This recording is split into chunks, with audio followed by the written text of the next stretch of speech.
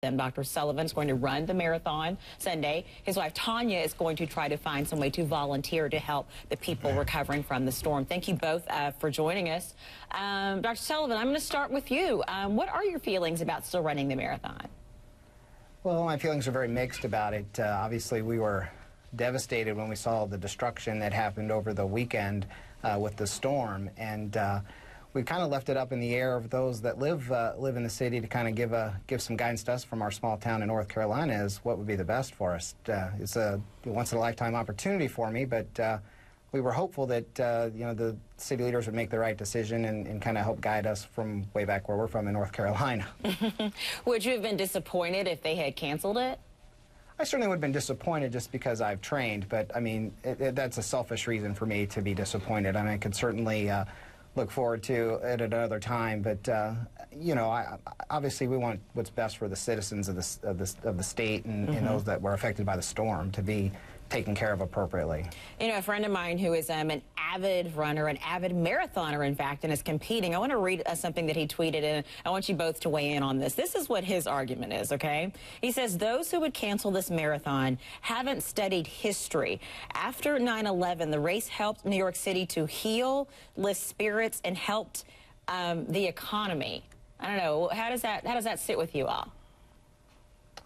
Well, for me, you know, after 9/11, it was still, it was, you know, a month or two had passed between that time, and this is, you know, just at a week, and there's still, you know, still lots of things that need to be sorted out as far as power, food, shelter for people in need. So, Tanya, but do you think in general that some huge event like this really does have that kind of impact?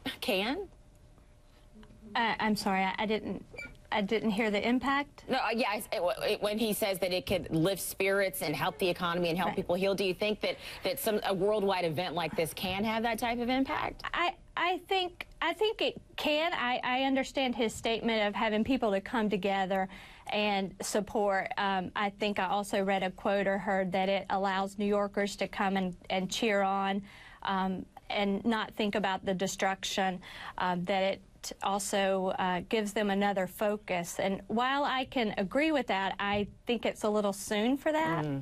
Is that why you feel, is that why your point this weekend is to try to find some people to help? Absolutely, absolutely. Tim and I are here for that. We already had plans and we're here for the weekend, but we're also hoping that we can find places that we can volunteer and spend our time that we're here. And I've challenged all other people that are watching, that are here for the marathon, to go out and do the same.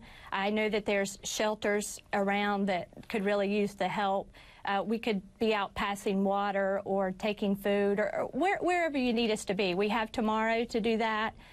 Certainly on Sunday, I plan to do the same, and I would encourage other people that have come with their runners to spectate that they find volunteer opportunities, and I think their time would be better spent volunteering and helping those in need than on the sideline.